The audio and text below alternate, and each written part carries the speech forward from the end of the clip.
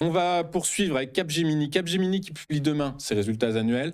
Capgemini qui cède du terrain actuellement. Est-ce que ce sont des points d'entrée à la veille d'une publication relativement cruciale, même cruciale? Est-ce que ce sont des points d'entrée pour investir ou pour trader, ou au contraire on attend la publication de demain et on essaye d'y voir plus clair?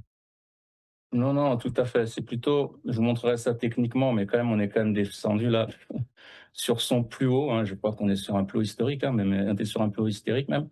Ici, on est descendu quand même depuis 2024. On est descendu ici de 54%. Donc, comme j'ai l'habitude de dire, c'est les soldes. D'accord. On a un double top qui a payé. Maintenant, on a un biseau ici. Ça, c'est pour l'analyse technique simple, hein.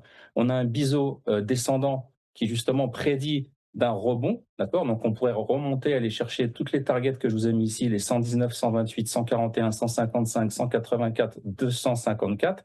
Mais à la baisse, attention, selon Fibonacci, le retracement de Fibonacci, si vous prenez votre outil, on pourrait aller chercher les 101,95, les 85,90 et à surveiller, à monitorer les 67,58. Du point de vue de l'analyse technique, on va sur du plus haut niveau là. On se met sur des figures harmoniques. On a un deep crab, d'accord, qui a commencé à payer ici au mois de, c'était en avril 2025, d'accord. Et maintenant, on se retrouve sur un Navarro 200, d'accord, qui pourrait justement, on est sur une zone de rebond, surveiller justement la zone de PRZ, la zone potentielle de retournement, d'accord, qui se situe en moyenne autour des 96, on va dire, d'accord. Et là, on pourrait avoir un rebond et aller chercher dans un premier temps le point B ici de ma figure harmonique, les 118, d'accord, puis ensuite justement les 150. Donc ça convergerait parfaitement avec ce que j'ai dit juste avant. Très clair. Voilà, si vous Et voulez. Oui, dites-moi.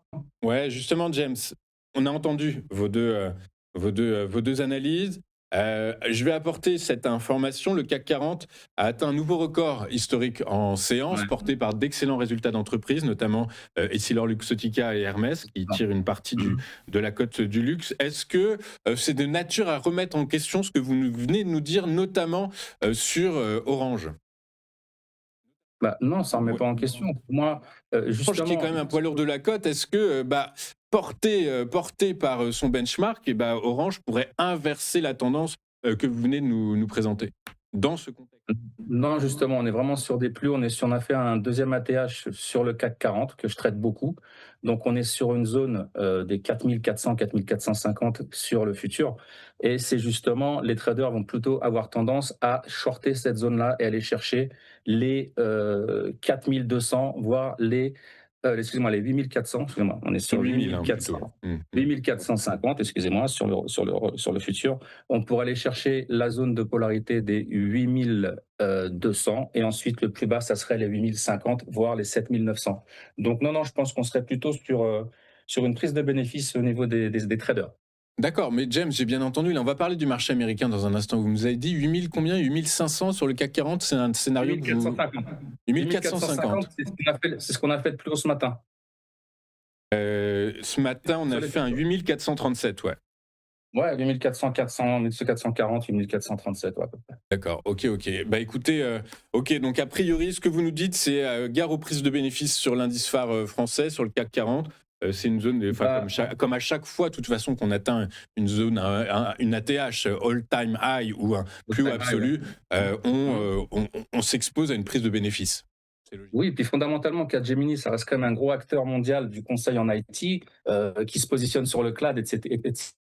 Les perspectives à moyen terme, elles reposent sur justement la montée en puissance des budgets de transformation digitale, de l'IA, etc.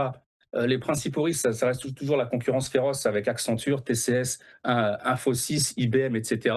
Il y a une pression justement sur les prix dans les gros deals de transformation, l'exposition et un cycle justement d'IT. Bah, en résumé, on est sur en fait avec Capgemini, on est sur un dossier de qualité mais cyclique, d'accord. Une valorisation, comment pourrais-je dire, redevenue plus raisonnable avec justement la correction.